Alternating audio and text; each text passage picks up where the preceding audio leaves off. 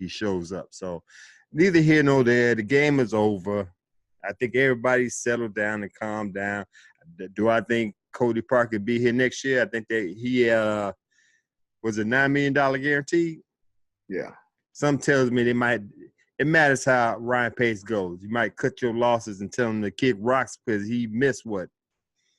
He missed 11 during the whole season. So. 11 of them? Yeah. Yeah, that's a lot, man.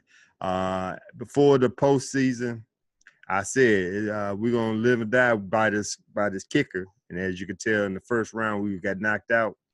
It is what it is. I've told you and I told other people, Bears playing with house money because at the beginning of the season, I've been happy they with 8-8. They won 12 games. So, hey, we know what to expect next year. It's gonna be bigger and better, and we'll be all right. We'll be all right. You know, so all right, man. Let's go ahead and stick with Chicago teams. We're gonna jump over from the NFL to the NBA because not pertaining to our Chicago Bulls, but a former Chicago Bulls head coach. He got fired from his second team. The Minnesota Timberwolves fired president and head coach Tom Thibodeau. The team announced Sunday night Fred Hoiberg, who replaced Thibodeau as head coach of the Chicago Bulls in 2015, is under serious consideration by Wolves owner Glenn Taylor to become either the general manager or head coach in the near future. Lead assistant Ryan Saunders, the son of late Timberwolves coach Flip Saunders, will serve as interim coach. The team also confirmed that Scott Layden will remain the team's general manager for the time being. Layden and team CEO Ethan Kassan walked into Thibodeau's office and fired him after the Wolves' victory over the Los Angeles Lakers on Sunday. Thibodeau was reportedly surprised by the timing. Despite the win, Minnesota is 6-9 since December 8th and have dropped to the 11th spot in the Western Conference. Thibodeau was named president and head coach of the Wolves in April of 2016. He went 97-107 as head coach, leading Minnesota to a first-round playoff exit last spring. Bruh, I like Tom Thibodeau, especially what he did here with the Chicago Bulls. I've always said I think he is a good head coach. When he was here, he knew how to turn shit into sugar, or the saying goes, sugar out of shit. Because of the injuries of Derrick Rose for 3 straight seasons. He knew how to use the bench like Nate Robinson, CJ, not CJ Anderson, CJ, I can't remember the guy's name. He used his bench. They used to call him the bench mob, and they won games. He won games just using the bench. So I have to give him credit. He knows his X's and O's of basketball. But it's his personality, his way he be shutting off the front office. That's always been his downfall. That went here when he was under Paxson and Gar Foreman. Never want to speak to him. He never wanted to even have any kind of conversation with the front office. He was a taskmaster to his players. He wanted the best out of his players, but sometimes I think he went a little bit too far and wore players down. Kept yelling at them, and after a while, it falls on the deaf ears. I think that's the same situation happened in Minnesota. He never kept in contact with the owner, Glenn Taylor. Never kept in contact with the other, with the front office. We've seen what he did with his players. He did the same thing that he did here. I think his downfall was the Jimmy Butler trade. He brought him over there. I ain't gonna say he was a cancer, but he didn't get along with his teammates. They got him out of there. So to me, the owner, Glenn Taylor, looked at what happened, especially after Jimmy Butler trade, and said, you know what, enough is enough. This fool ain't even speaking to me in the first place. He up out of here. So this thing, I think Thibodeau will get another coaching job. He has to, just like he did last year. He supposedly took a year off. Well, not last year. I'll take that back. When he got fired from the Bulls, he took a year off to go across the country to college games and see how the coaches have a rapport with the players. And he's supposed to have learned from that. Evidently, he didn't. But the whole thing is, I think he'd get another coaching job, but he got to learn that he got to keep in contact with the front office. You got to have some kind of connection, conversation with the front office. You can't just alienate yourself from that, because you're going to get to the point where people figure, dude, we ain't winning anyway, so you up out of here. So give me your 2 cents, bro. Yeah, that may be. That's true. Everything you said is true to a certain degree. I don't know about the contact with the front office, because they was winning in Chicago. Right. You know, I don't. It's just real sketchy behind his whole firing and whatever. No, they wasn't winning. What was their record? 97-107 since he been there. Mm-hmm. It's just a lot of, my biggest thing, like I said, is just extremely hard to do both the GM and head coach. Right. And I don't know how you can be the GM and not be in contact with upper management. You are upper management. Exactly. I love it. So I don't know what behind the scenes, but there's a pattern here with him, and maybe he needs to take a step back and say, okay, what am I doing or not doing, to, either to convey the management what I need on the team, or the freedom that I need, or, how to get the most out of my players. I don't know. I thought this was a good fit for him going to Minnesota. Then, when Butler got over there, that kind of screwed things up. But it's I think he'll get another coaching job whenever he wants one, because there's going to be a bunch of them out there sooner than later. Mm-hmm. So it's just a wait and see. Like you say, very talented. Mm-hmm. Turns something into nothing. Both times, he did have coaching positions. So we're just wait and see. Maybe he's still growing as a coach. So yeah, I agree. Yeah, you made a good point with the dual roles of the head coach and general manager. I think that era is gone. About 2 years ago, I think it was five teams that had general manager / coach. To mine, of course, Tom Thibodeau, Glenn Doc Rivers, Mike Budenholzer, Greg Popovich, and Stan Van Gundy. I think all of them let it go. Lost one of the position, or just lost or got fired altogether. Mm-hmm. So I understand the concept of a head coach wanting to be a GM, because if you're the head coach, you want your players up in there, and the best way to do that is to be the GM and draft your players. But I think they fail to understand in the long run, a general manager is a total entity in itself that's more than just drafting. You got to crunch the numbers. You got to have you got to study the draft board when it comes to draft day. You got to crunch numbers to see what veterans you could get, and then smooth the veterans.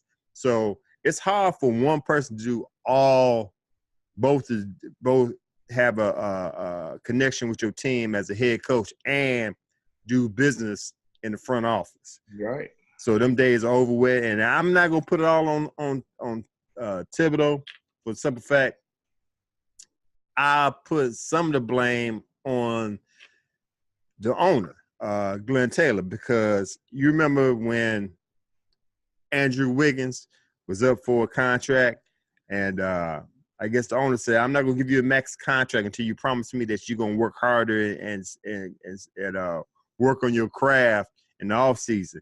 And all Andrew Wiggins had to say, yeah, I'll do that. And he gave him, I think it was 4 years, $147 million. So you paying him a max contract, and he damn sure is not a max player. Right. That's number one. Number two, now, I think it was the beginning of the summer, if I'm mistaken, Karl Anthony Towns, the center for the Timberwolves, he was up for an extension. And I'm not saying he's a a max. No, he's not a max player. I'm just gonna put it to like this, because if you're a max player, you're gonna give me both offense and defense. He's a great offensive player. He's a monster in the hole, but he's not consistent. He don't come to play every day. He does not play defense. He does not impress me with his defensive skill. But you paying him 5 years, $158 million. So I'm not gonna put it all on Thibodeau. I think it's something a little bit goes to the owner. And if I was Scott Layden, I think he's the president. I said. I'm looking at the notes. He general manager. I'm sorry, general manager. Scott Layden. Well, he wasn't general manager at the time. I think he was president because. No, I take it. He was general manager. Thibodeau was the president.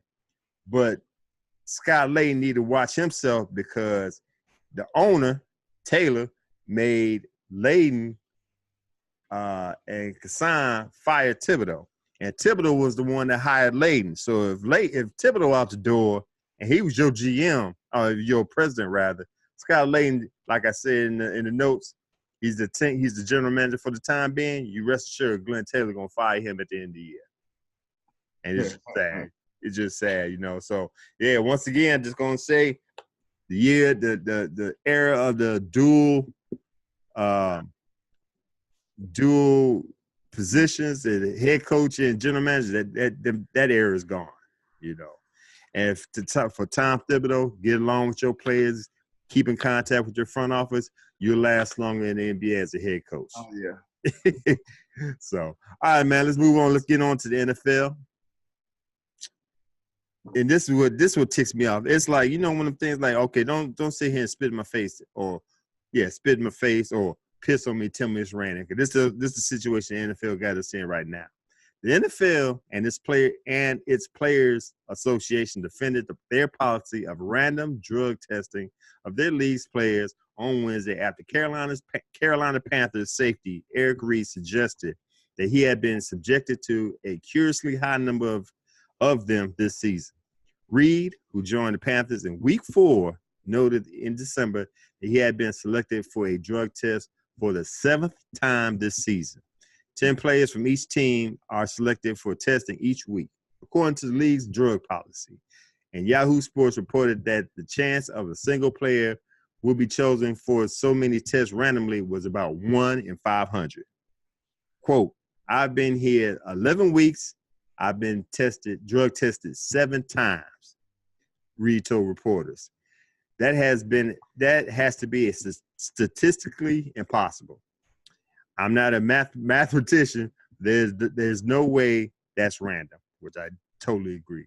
In a joint statement, the league and players union said Wednesday that the accusation that Reid had been subjected to an inordinate number of tests deliberately had been investigated by the administrator of the drug policy, and that Mr. Reid tests were randomly generated via computer algorithm, and that his selection for testing was normal. Quote, there is no evidence of targeting or any other impropriety with respect of his selection for testing, the joint statement said. Bruh, this man got on the team Week 4, and within 11 weeks, he's been drug tested 7 times. There's a picture, I think, on his Instagram account. He showed a picture of all his notes at his locker of how he was selected selected for testing. I don't give a damn. I mean, common sense would tell you that is not normal. I don't care what the algorithm says. Give me a 2 cents, bro. You think this was a conspiracy or just random? Oh, no, it's obvious it's not random. What concerns me more is the players' unions going along with it. Yes. I was going with that, yeah. That's what concerns me more. Mm-hmm. So 7 out of you've been there 11 weeks and been tested 7 times. Mm-hmm. That's once a week. So, and then said, his involvement with this whole Kaepernick thing. I don't.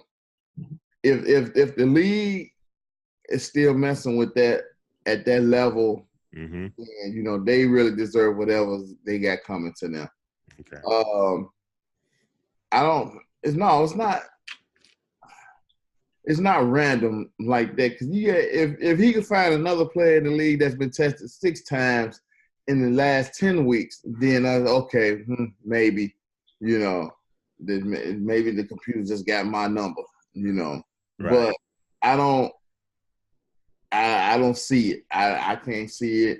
The players union and the NFL can't convince nobody that this is random. They on the computer, computer algorithm is, it's crazy. So if he ain't doing, my bottom line is, if he ain't doing nothing, he ain't got nothing to worry about. I mean, it's their dime, it's their time. I got you. But I totally agree with you, and I was going to bring that up after you made your statement. The fact that the Players Association agree with it is a bad look upon the association for simple fact. Okay, now we just said, Eric Reed got tested 7 times within 11 weeks. Now you set the precedent that now the NFL tests anybody any number of times, up to 7 times in 11 weeks. Kind of get what I'm saying? Mm-hmm. So you basically set the line of how many times they could test them at a period of time. And that's a bad look. Because like, okay, well, we tested Eric Reed and they came to the conclusion it wasn't random. Now, whenever you want to target a player, which I know they targeting, don't tell them, don't act like we stupid. You target Reed and you test him that many times just to try to catch him on something. Right. So it's just like, it should be in the CBA, which is over 2020. That should be in the CBA that no matter how random y'all say it is, you can only test a person. How many times can we say in a year? 3 times in a year. Okay, that's cool. 3 times. I say 5 times just to be 16 games. I say 5 times. Just keep. I would say 3, but you been testing them 7 out of 11 weeks. You already know he ain't doing nothing. It's just to aggravate you now. Exactly. You already know he ain't doing nothing. You're right. Ain't nobody seen him at no club or whatever, and he go home and drink something and clear it's crazy. Yeah. So they're gonna have to change something in 2020 when that CBA is over with. And to me, I can't remember the president's name. I'll talk about that later. Let's go ahead and move on. All right, man. New Orleans Saints head coach Sean Payton, along with 4 armed guards, wheeled the Lombardi Trophy and 225 stacks into the team's locker room. He says, and I quote, "Y'all want this? Win 3 fucking games." Payton told his players this, according to the running back Mark Ingram. Saints players can earn up to 225 stacks if they win the Super Bowl. The Saints will host the Philadelphia Eagles on Sunday for the right to play the NFC Championship game. New Orleans blew out the reigning champions 48-7 during the regular season. You think? How you feel about Peyton Manning bringing in the trophy they won in 2012, and a stack of money of what all the players would get if they the bonus money they would get if they win the Super Bowl? Yeah. Hell, some of them already spent that money. So in their minds, they gotta win. I agree. Yeah. They already counted that one. So it's gonna be interesting. Yeah. Okay. All right. That's a good way to add a little extra something to add to your motivational speech, though. Right. Hey, I guess they figure, okay, we can't sit here and put a bounty on nobody's head, so let's do the legal thing and go ahead and inspire them another way, the right way. Right. So, yeah, I like it. Sean Payton, I like him as a head coach in the NFL, man. I think that's a good way to inspire the team and get along with him. You know what I'm saying? You're a player's coach, so I have no problem with that. That stack of money, though, yeah, you got to get your 4 armed guards. I don't know if that was enough for the locker room. I'm just saying.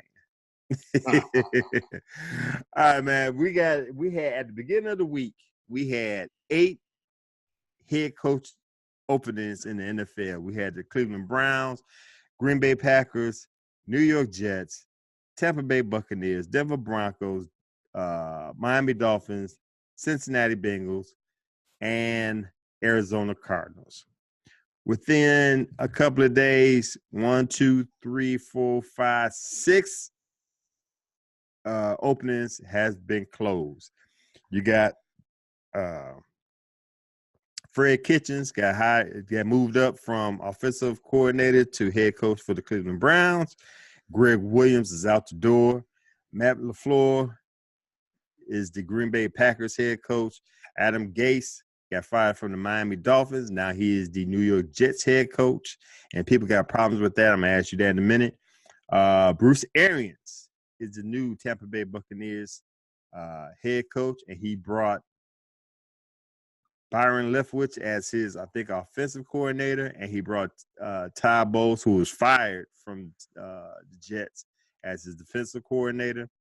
Denver Broncos, my beloved Denver Broncos, have you noticed that the Denver Broncos and the hometown Chicago Bears been doing a whole lot of trading players in the last couple of years?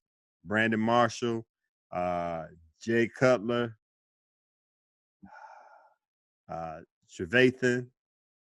Now we defensive coordinators. We took Vic Fangio, defensive coordinator for the Chicago Bears, is the Denver Broncos head coach. That's tripped out to me. They keep going with that for me. As long as it's between the two teams, I'm cool with that. Blue and orange.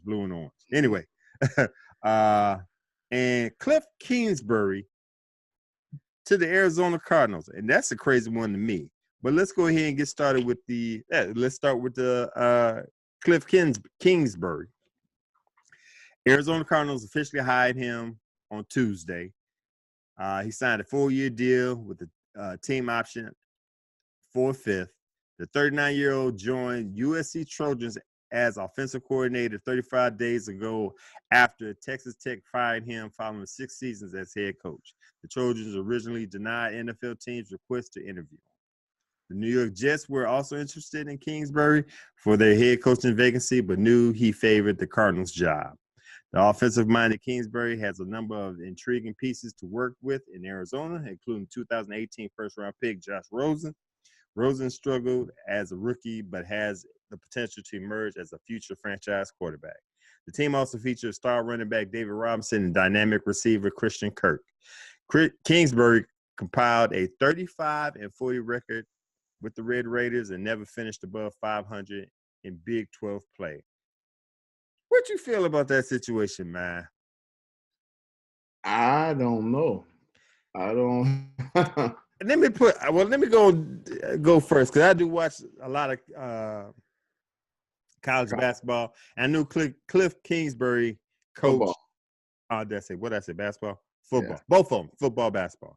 But I seen him over at Texas Tech when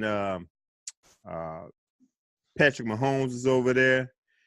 And with the talent that he had over there, and you could tell by his record, 35-40. He wasn't a quality head coach in college. So what makes these people think he's a quality head coach in the NFL?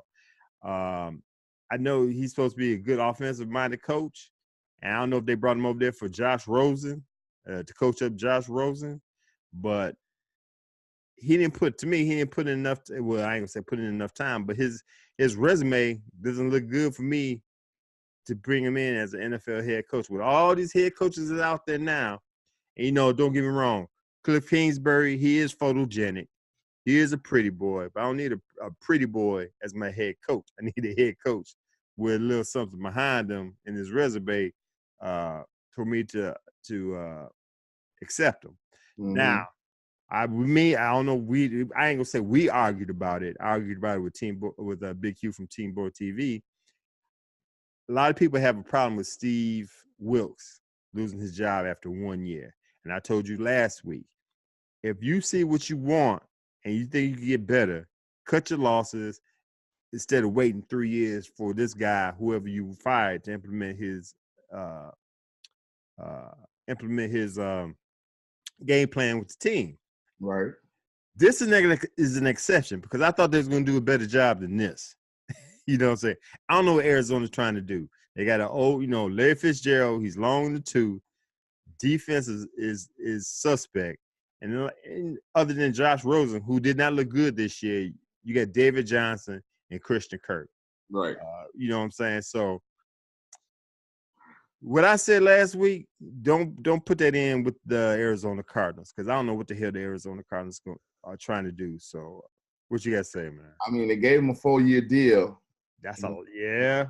With a 5th-year option. Mm-hmm. So, and like you said, he ain't got no experience behind him. I mean, he's only 39 years old. How much experience can he have? Right. What was his college record again? 35 and 40. So, I mean, no, I don't. You don't even have a 500 record in college, and they elevate you to the next level. So I don't know. It's these GMs. They usually see something that nobody else see. I guess that's supposed to be why they the GM. Mm-hmm. So maybe he saw something in Kingsbury that nobody else saw. Maybe they had a conversation. I don't know. I don't have no idea. Mm-hmm. But it is interesting though. That they will go down college ranks and pick a coach with a young coach with a less than stellar record or any accolades to come with him. So the players got to be looking, like what the hell is going on here? Why we there's some players on that team. Hey, why didn't we go after so and so? Bring Steele out there. Why they didn't even make him an offer? Blah blah blah. They bring so and so in for an interview or whatever. And the black head coach that they had, he was one and done. So I have no idea what the Arizona Cardinals are doing. But I bet you there's a lot of people gonna be watching, keeping an eye on them this year. Right. Yeah. Gotcha. And they finished the season. Actually, this is a unique situation because now they finished the season 3-13, and they got the first round pick. I mean, they got the first pick in the first round. You know what I'm saying? So they got something to start with, but I don't know if this guy is the guy you want to start with. You know what I'm saying? Right. We'll see how they turn out. Let's move on to Tampa Bay. They officially announced of hiring Bruce Arians as the 12th head coach of franchise history on Tuesday. Both sides agreed to a 4-year deal with a 5th-year option for 2023. Due to Arians' retirement from football after the 2017 season while still under contract with the Arizona Cardinals, the Buccaneers and Cardinals were required to swap late round 2019 draft picks in order for Tampa to acquire Arians' rights. The NFL initially ruled that the Buccaneers were under no requirement to send compensation to the Cardinals, but a late argument from Arizona resulted in Tampa Bay trading a 6th-round pick in the upcoming draft to the Cardinals for a 7th-round pick and Arians' rights. Arians' health and the contract hang-up led to the delay of the announcement. Arians has a number of health scares. He had prostate cancer in 2007 and was hospitalized due to an ear infection in 2013. In 2016, he was hospitalized again for complication from, let me make sure I say this right, diverticulitis. I believe that's how you say it. Which consists of abdominal pain, fever, and changes in bowel movement. And later that year, he learned that he had renal cell carcinoma, a form of kidney cancer. The 66-year-old had a part of his kidney removed in February of 2017. The Buccaneers required that Arians undergo a physical. Byron Leftwich will become Arians' new offensive coordinator. Arians is also close to bringing in former New York Jets head coach Tom Bowles, which I think he is the defensive coordinator for the team. Bowles was Arians' defensive coordinator with Cardinals in 2013, 2014. I love this hire. I'm a Bruce Arians fan. I think he's a good. I think he is the type of coach that would turn Tampa Bay Buccaneers fortunes around. I believe they finished. Let me look here. They finished 5-11, last place in the NFC South. I believe he will work with Jameis Winston. He know how to work with the quarterbacks, with the offense. You seen what he did with the Indianapolis Colts when Pagano had to go out for illness. I think he won Coach of the Year because of what he did over there. I think he did a great job in Arizona. I think he sent him to an AFC Championship one year, where they lost to the Panthers, if I'm not mistaken, Carolina Panthers. Especially after that year, the Carolina Panthers went 15-1, if I'm mistaken. But all that being said, the only problem I have is the health issues. That's a lot of serious health issues he had within a 10-year 10-year radius. But I believe that's the reason why he brought Todd Bowles over as his defensive coordinator. He has a history of being, of course, he was just released as head coach for the New York Jets. I believe if there are any health scares, he will step down and Todd Bowles will take over, which is not a bad thing.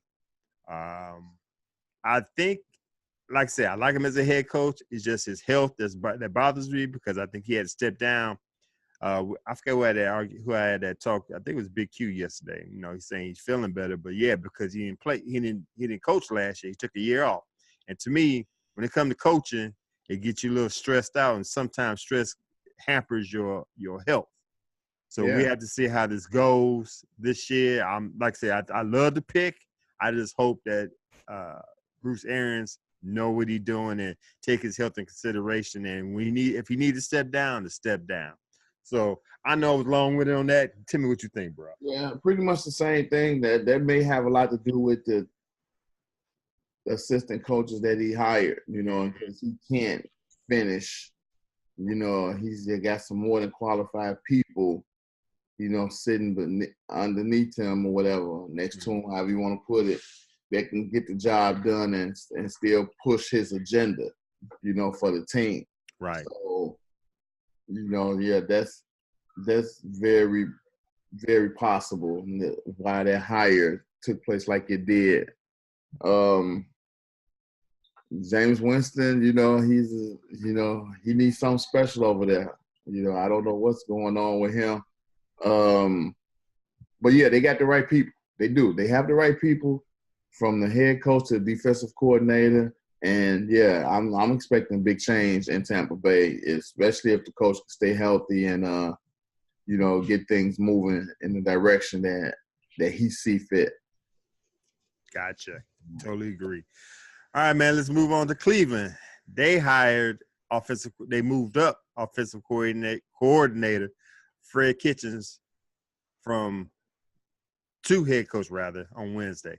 Kitchens and Minnesota Vikings offensive coordinator Kevin Stefanski were reportedly the finalists for the job, but Stefanski, whose contract with the Vikings expired Tuesday, will apparently return to Minnesota after failing to land the Browns' job.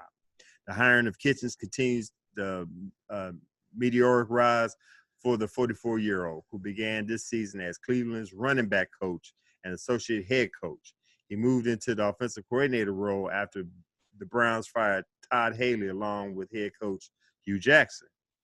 The Browns' offense blossomed with Kitchens calling plays, while rookie quarterback Baker Mayfield and rookie running back Nick Chubb looked like budding franchise cornerstones down the stretch. Cleveland would not retain the services of Greg Williams, who finished the season as interim head coach. He compiled a 5-3 record after replacing Jackson. So I don't know nothing about Fred Kitchens. Evidently, Baker Mayfield like him. He likes playing for him. So I guess that was a main factor of how he got moved up the ranks from running backs coach to associate head coach to offensive coordinator, now head coach. So I have no problem with it. It's your team. Do what you got to do. They can't go nowhere. I ain't gonna say nowhere but up because they played a good season this year. They went 7-8-1. But my question, all right, let me put this to you, bruh. Mm. Since you here, we Chicago Bears fans, what you think about Greg Williams being defensive coordinator here since Vic Fangio's gone? I know what Greg Williams was, at Mhm. one time. Wasn't Greg Williams here? Greg Williams? I don't think so. Well, I'm thinking, or maybe they considered him after Lovey left or whatever. Maybe that's what I'm I thinking. see. Now you want to have me check, man. Go ahead, man. I think, it sounds real, we didn't have so much coaching changes and stuff, so I don't, I'm about to check right now, bro. No, he been oh, wait a minute. Buffalo Bills, Buffalo, okay. New Orleans Saints. Wait, I take it back. He was Tennessee, Buffalo, Washington, Jacksonville for a year, New Orleans Saints for 3, St. Louis, Rams 1 year, then Cleveland. So I don't know. Maybe Greg Williams. They got to find a defensive coordinator. But at first I thought that maybe they would hire, Bears to just promote somebody within. But Fangio going to Denver. Maybe he, because the Bears, they had good coordinators, but they also had good coaches. Right. So maybe he may take a couple coaches with him. I don't know. Mm-hmm. But that's yet to be seen. But I don't know. I don't know about a Greg Williams hire. I don't know much about him. Okay. To give an opinion either way. Mm-hmm. He was Cleveland obviously Cleveland didn't keep him, for whatever reason. And it could have just been because, the quarterback responded better under, the offense responded better under Kitchens or whatever.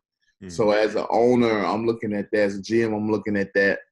And I would have probably went that way too. So I don't know. We'll yet to see what Greg Williams, what he end up and what the Bears end up doing to fill that spot on their team. Okay. Yeah, we'll have to see, man, because I think whoever was under Fangio, I think it's Donatella, Mm-hmm. I think it is. They was talking about, I heard on sports radio, they're supposed to be moving him up, but just like you said, Fangio might be taking him with him over to Denver. And then, like you said, we stuck. I think Greg Williams is a good fit. I think the Cleveland Browns defense responded to him when he got over there.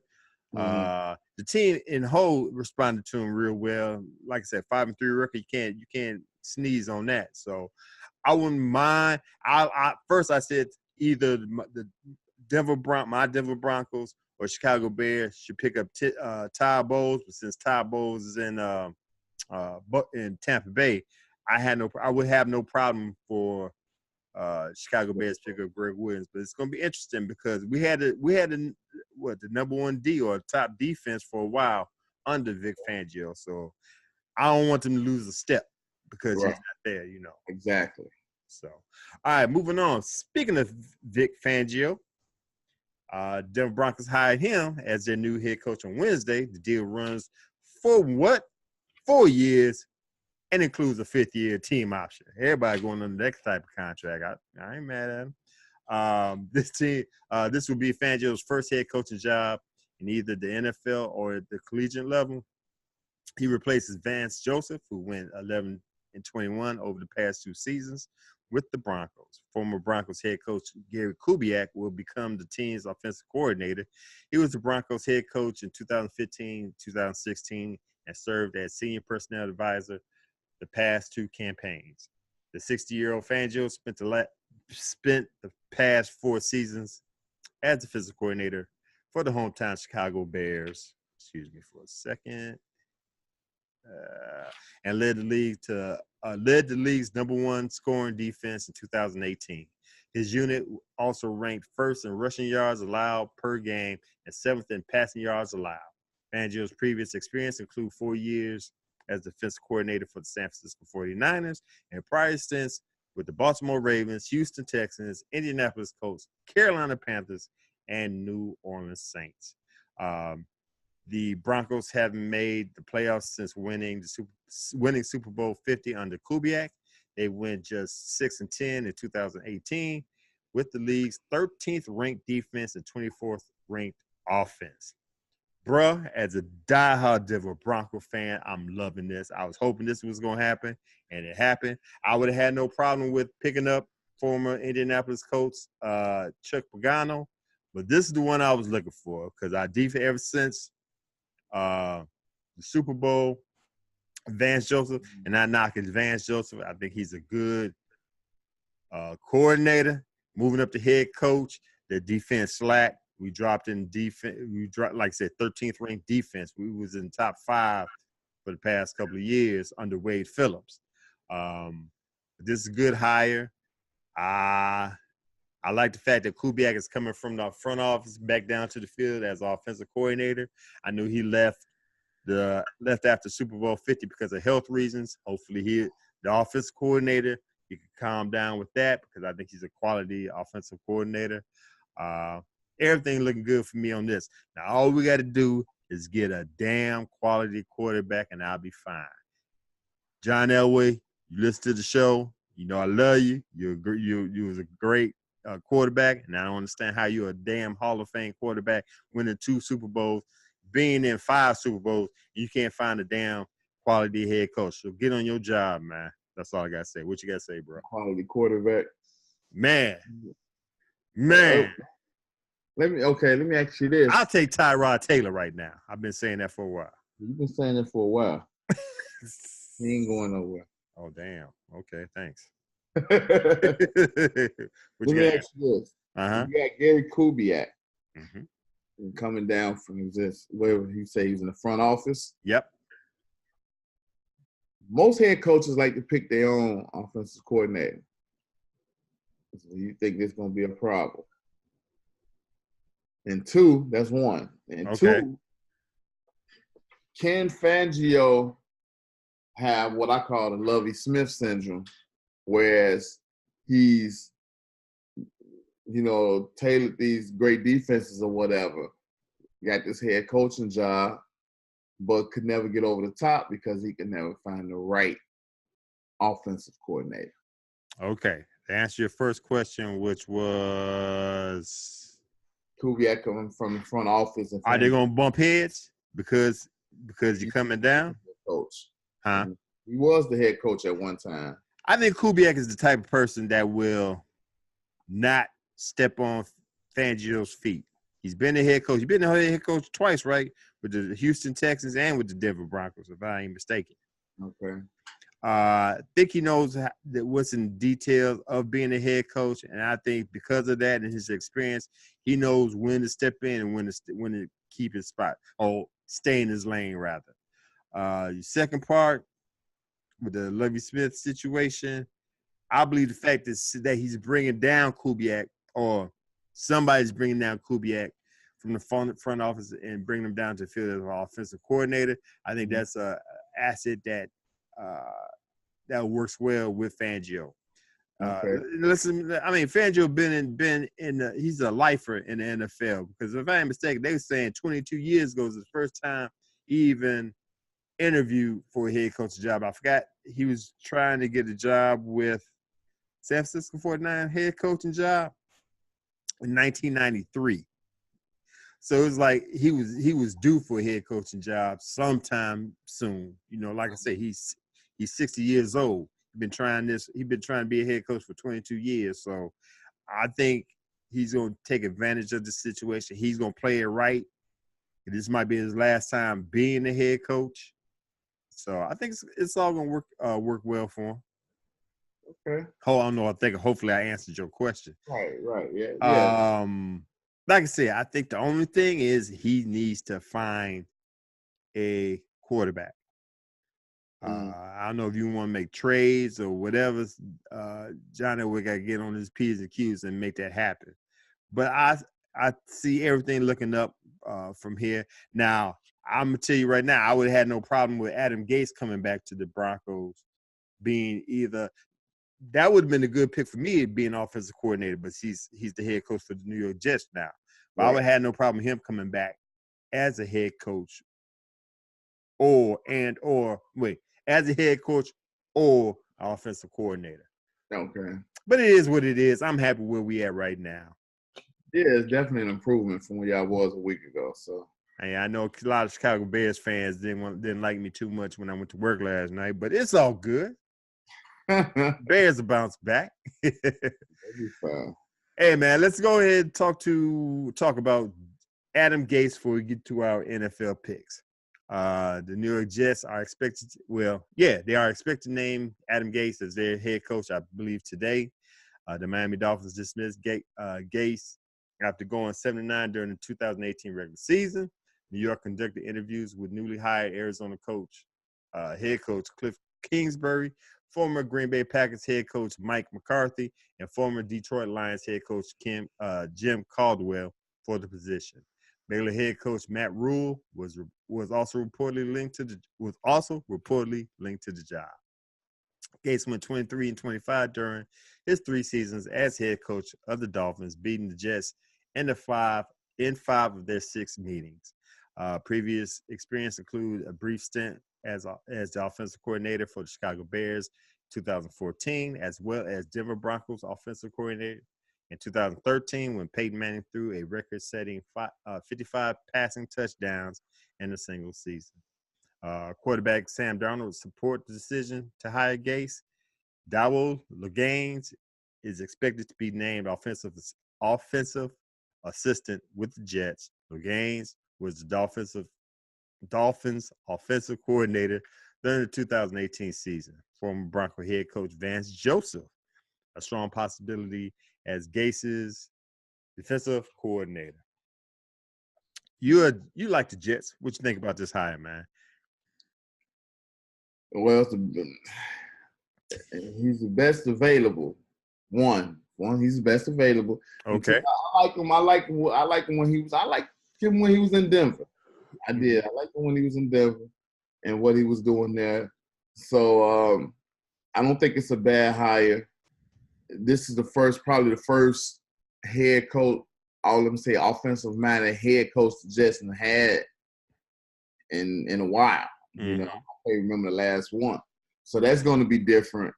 But I don't know who's their different defensive coordinator now, for the Jets, So that's really they almost like to mirror the Bears a little bit. When you think the Bears, first thing you think of defense, running back, blah, blah, blah.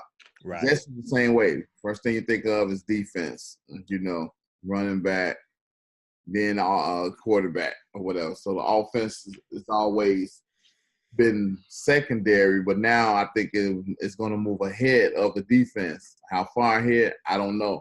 So it's going to be interesting to watch, especially over there, with Miami and New England or whatever. That's going to be interesting, but I like the hire. Okay. All right. I have no problem with it. Now we only got two openings left. We got the Cincinnati Bengals, which I don't understand. I think that's a quality job. And the Miami Dolphins. You know what I'm saying? I think they both Ryan Tannehill, I think he's there for a couple more years because he signed an extension. That's the only problem I got over there. But Jim Caldwell, Mike McCarthy, they still out there. I think Mike McCarthy said he just wanted the Jets job. He didn't want to try out for anything else. I know damn well Josh McDaniels is not leaving New England. So we have to wait and see who's going to fill in them 2 spots. Now, let me ask you, McCarthy said he wanted the Jets job, and he didn't get it.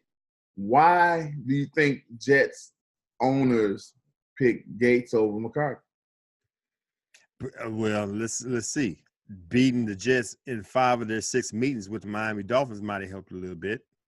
You know what I'm saying? Oh, how to say it? If you can't beat them, join them.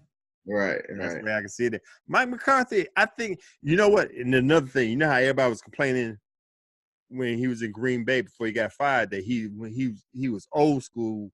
Yeah. He never wanted to update. Embrace the new era of football. Exactly. So I think that kind of hurt him too.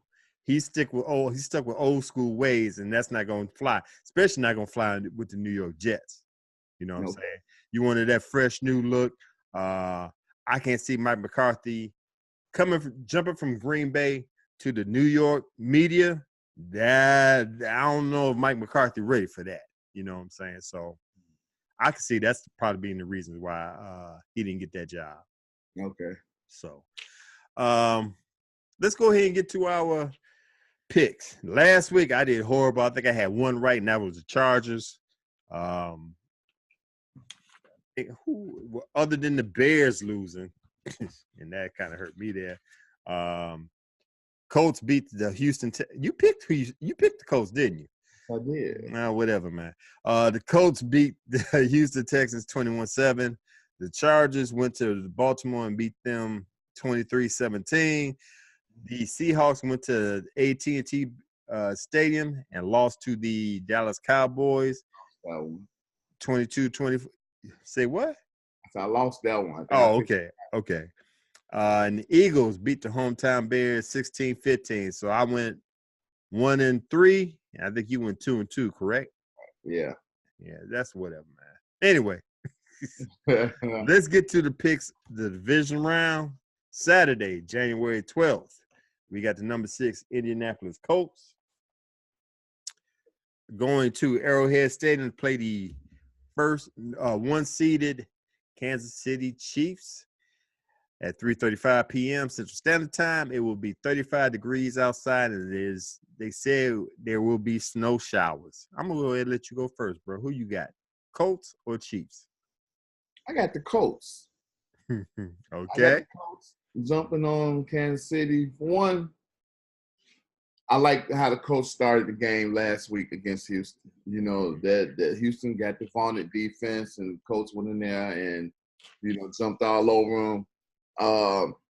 Luck, he's getting a lot of time to sit there and make decisions and throw the ball downfield like he wants. Mm-hmm. On the flip side of that, Kansas City, they don't play defense. Kansas City, they don't have a problem trying to beat you 45-40 rather than getting into a game, where it's 23-17. They don't play well like that because they're not going to hold their opponents on defensively like that.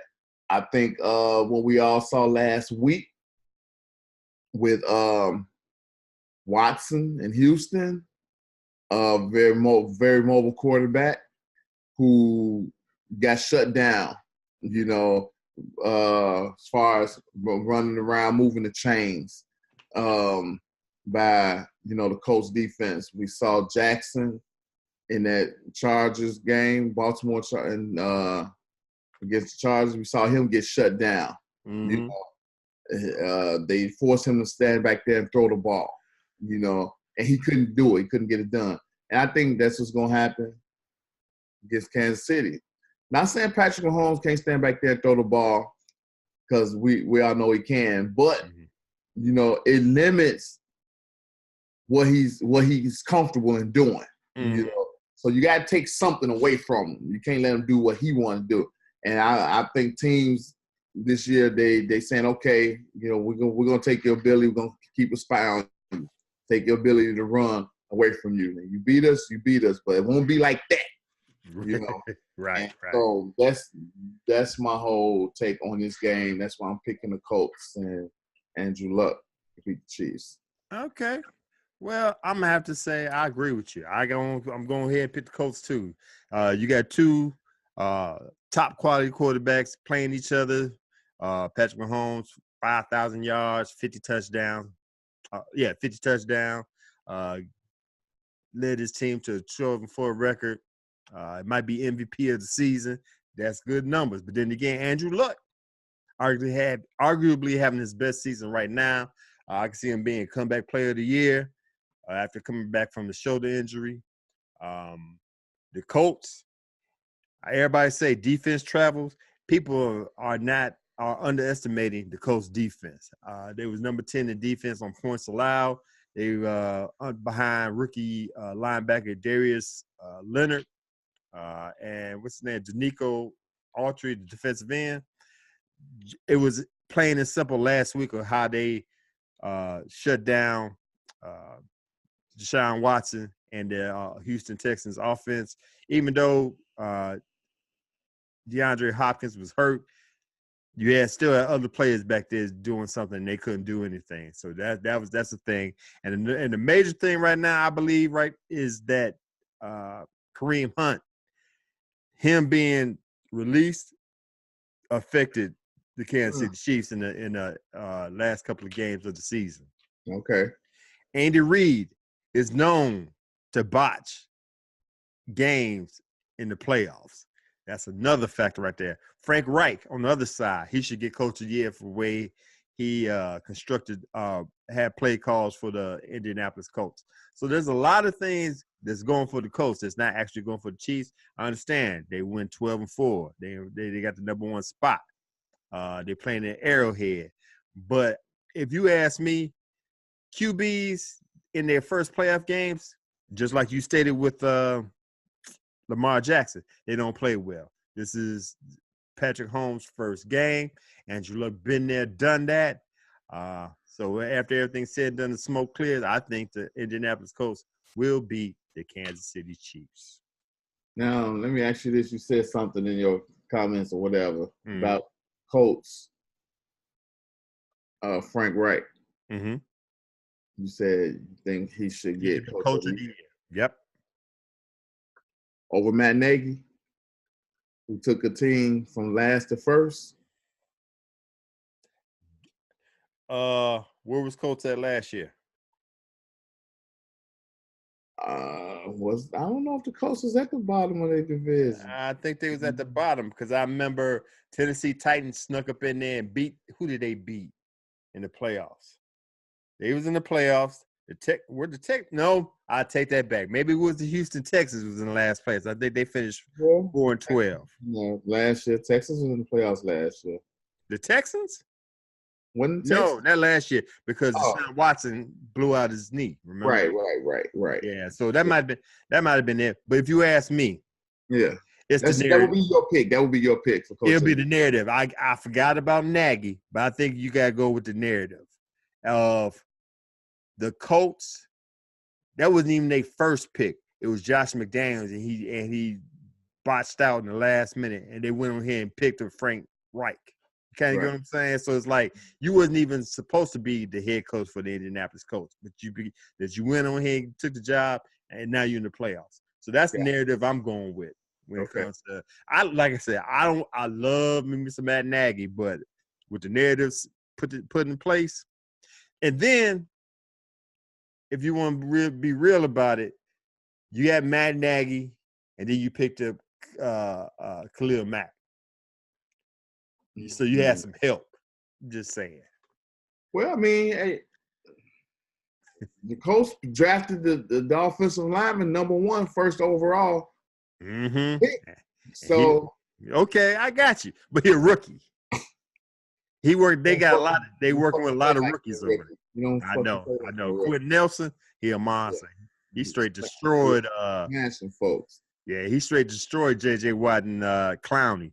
And look how Luck stayed on his feet. Yeah, through the season. So right.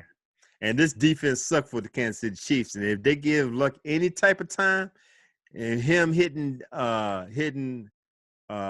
T.Y. Hilton, Dontrell Inman, and what's the running back name? Marlon Mack, it's over. Oh, and let's not forget, even though the Chiefs have probably one of the top tight ends and Travis Kelce, let's not forget about that great pickup with Eric Ebron from the Detroit Lions.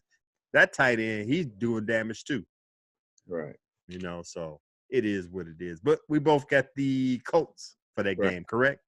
Correct. I thought I was going to have you. I might have you on this one. We got the number 4 Dallas Cowboys going up to the Los Angeles Memorial Coliseum to play the number 2 Los Angeles Rams. 7:15 p.m. Central Standard Time, 56 degrees and clear. I'm going to go first on this one. Mm-hmm. Now, I seen what the Los Angeles Rams did at the beginning of the year. They're running through people, trucking through people, just like the Kansas City Chiefs. But at the end of the year, people got to their game plan and they start losing games. Los Angeles Rams, who they lose the first game to?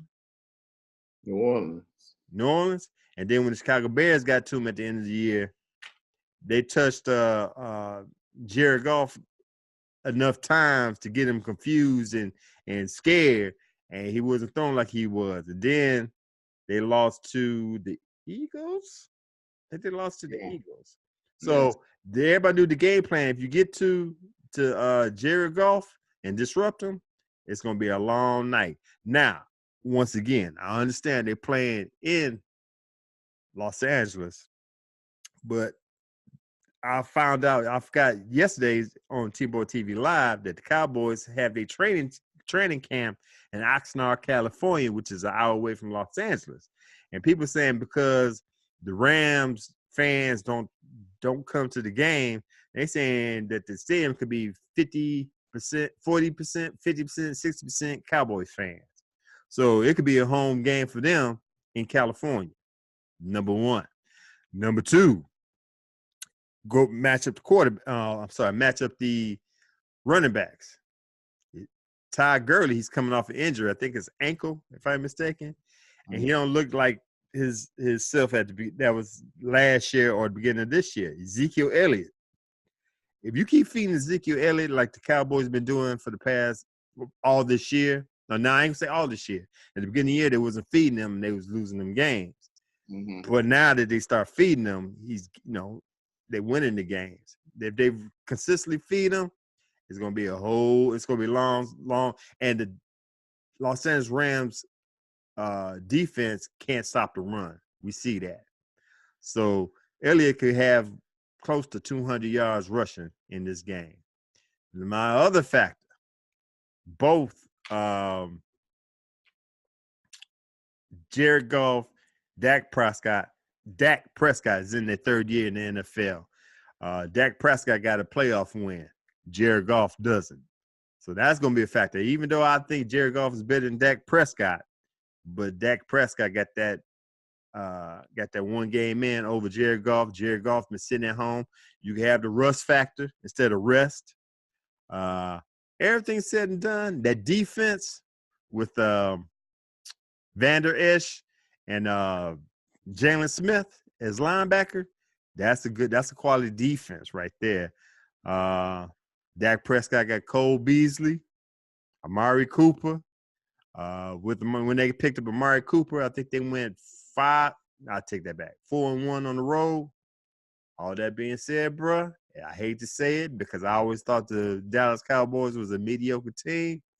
I got the Cowboys upsetting the Rams in Los Angeles. Yeah. I don't think it's going to happen. What? I don't think Dallas is going to go in LA and win that game. Okay. What you got? The Rams. Yeah, they've this is the thing about the Rams. They've lost to the Saints, they've lost to the Bears, and they've lost to the Eagles. 3 pretty good defense, and that's what Dallas brings to this game, a good defense. Mm-hmm. So the best thing that could have happened was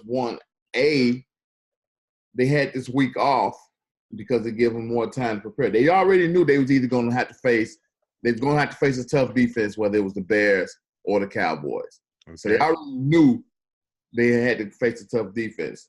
2, you mentioned Gurley and his injury, another week's of rest right there. So that helped him right there. Okay. I believe in the rust factor as far as not playing whatever versus a team that's been playing. I believe in that. But I think this game here,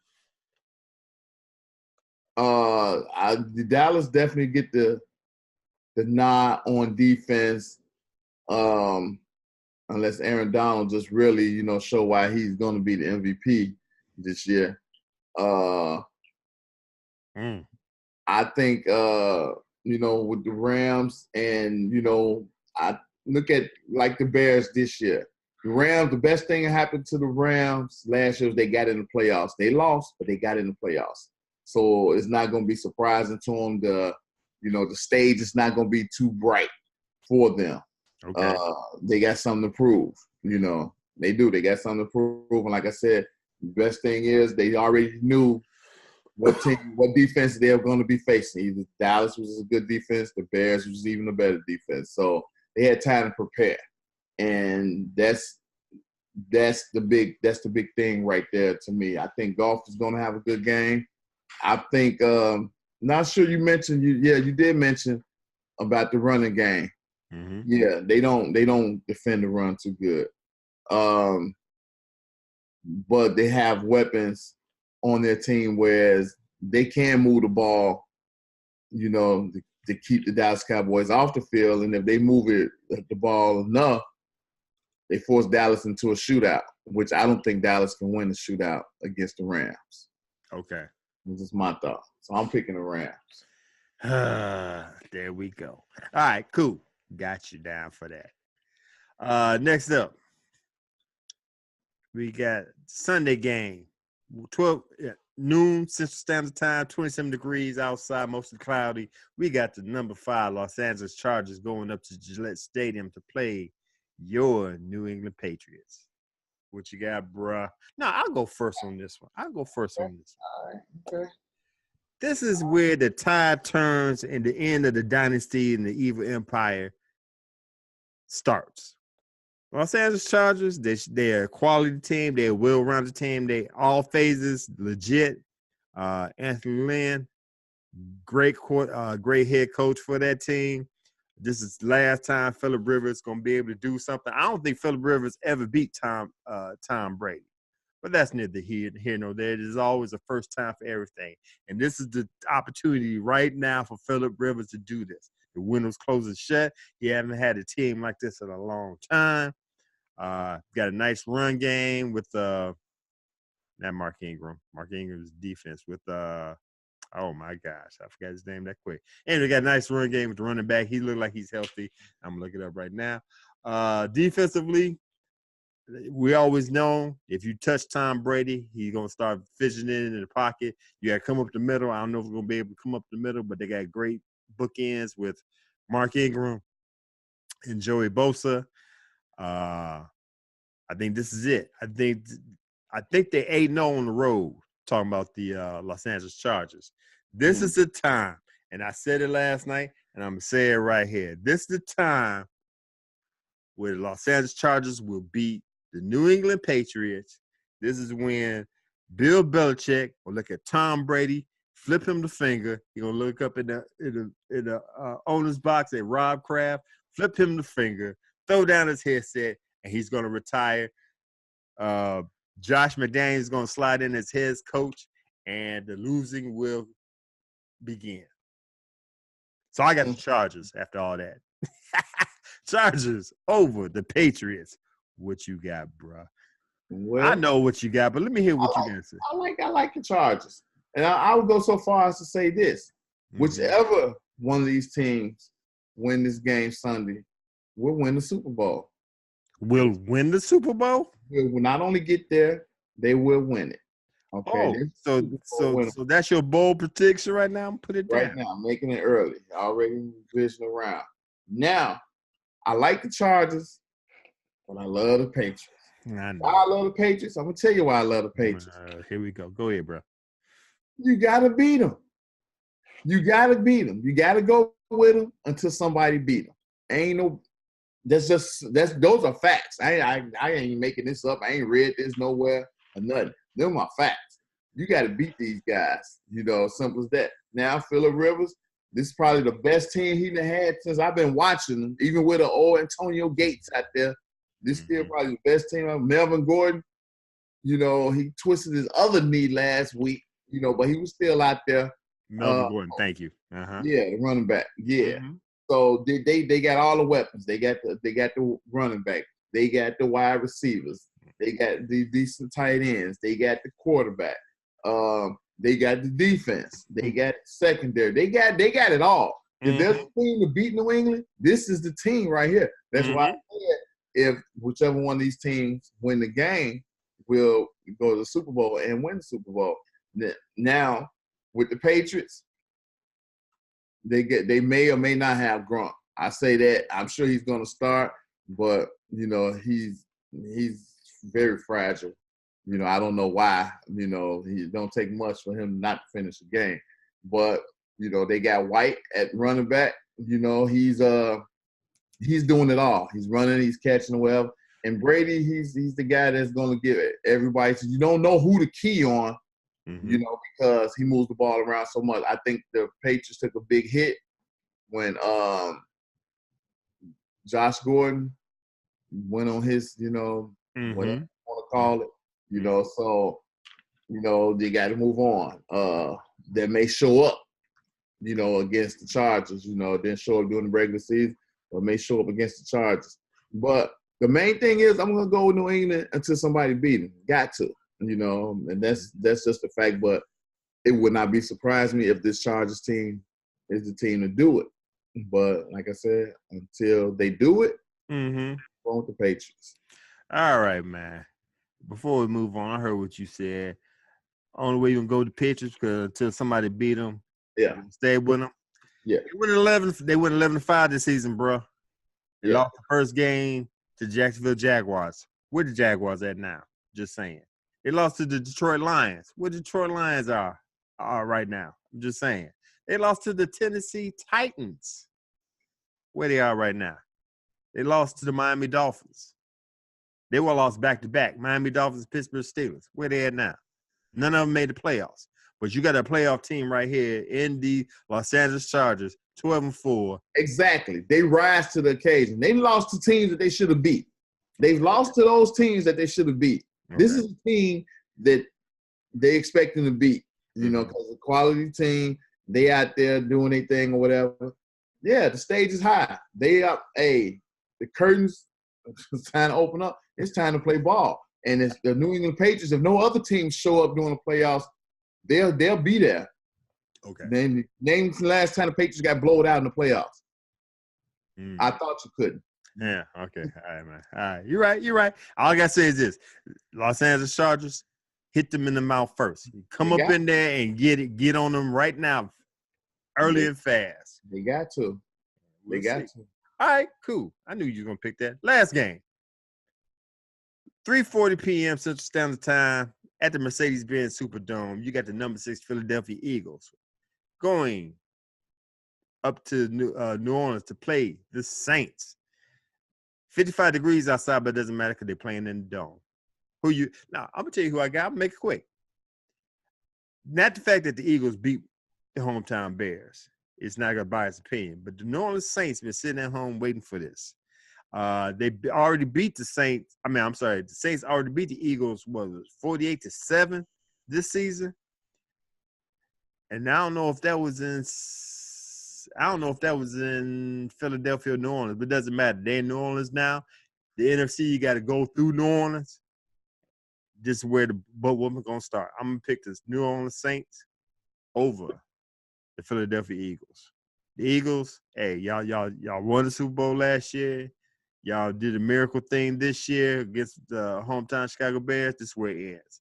Saints over the Eagles. What you got, bro? Yeah, the Saints ain't missing no fucking field goals. They ain't gonna need any field goals. Right. They gonna go down there and take care of business. Philadelphia was, like I said, was very pedestrian, like against the Bears. I just think that they did more than first half coaching wise than Chicago did. And it got them to this round right here. I mean, they only put up 16 points. It's going to take way more than 16 points to beat the Saints. Philly don't have a defense that can go in there and, punch the Saints in the mouth like the Cowboys or the Bears or, those two teams. They got a decent defense, but not a great defense. Gotcha. So I think that's going to be the deciding factor right there. I think New Orleans will be able to move the ball up and down the field on them, and the Eagles just don't have those type of players or that offense to keep up with them. So, yeah, I'm going to take the Saints also. Okay. Got you down for the Saints. Hey, Diego Baristakov from AA Sports made a statement last night. I didn't even think about it till you said it. It'd be crazy if New Orleans Saints make it to the Super Bowl because the Super Bowl is in Atlanta, home of the Atlanta Falcons. It'd be crazy that they go into the rivals' stadium, win the Super Bowl, like he said, go pop champagne in that locker room. That would be crazy. if the Saints win the Super Bowl and the Falcons home, the Falcon fans can't say nothing to a Saints fan. I'm just gonna put it out there like that. That's crazy to me. It's funny how both domes are called Mercedes-Benz. One's Super Dome, the other one's just a dome, but they're both owned by Mercedes-Benz. Is it a coincidence? I don't know. It doesn't matter. But those are picks. Brandon made a bold prediction. Whoever wins between the Chargers and the Patriots will win the whole thing. They will lift up the Lombardi trophy. You want to change your bold prediction, or are you going to stick with that? That's written in stone. All right, man. I'm going to put it out there, see what people say about that. But anyway, if you don't have nothing else to say, bro, bring up anything, we go ahead and close shop. That's it. All right, cool. Yeah, you said enough right there with that bold prediction. But anyway, the crew here at Get Witted Sports want to thank you for taking the time to watch the 2 Cents Positive Sports podcast. Once again, while you're here, go ahead and click the subscribe button. Why can't I say subscribe? Subscribe button so you can be alerted to all the episodes we have here at the Get Witted Sports 2 YouTube channel. You can find us on Twitter, me at Get Witted Sports, my partner crime here at LEB412. Read the post on our blog page at getwittedsports.wordpress.com. Follow us on Facebook, Instagram, at Get Witted Sports. If you need to get in contact with us via email, hit us up at getwittedsports2, that's number 2 at gmail.com. While we at it, I'm going to go ahead and give a shout out to the Urban Arena affiliates. If you like what we have here, for your sports talk and entertainment at Get Witted Sports, check out Team Boy TV, which consists of Big Q, JB, and Vernie B, and AA Sports, Straight Sports, No Chaser with our fellas, Diego Bristikoff, the Black Dominican Russian, and Uncle Hate, the 6'0" post-up champ. The Urban Arena crew can give you what you need every week for your sports fix while you are on the go. Shout out to the bros and to the woman at Urban Arena. But anyway, once again, I'm your boy Glass. And I'm Brandon. The best tag team tandem out here in sports talk. And as always, be good, be safe, get with it. Peace.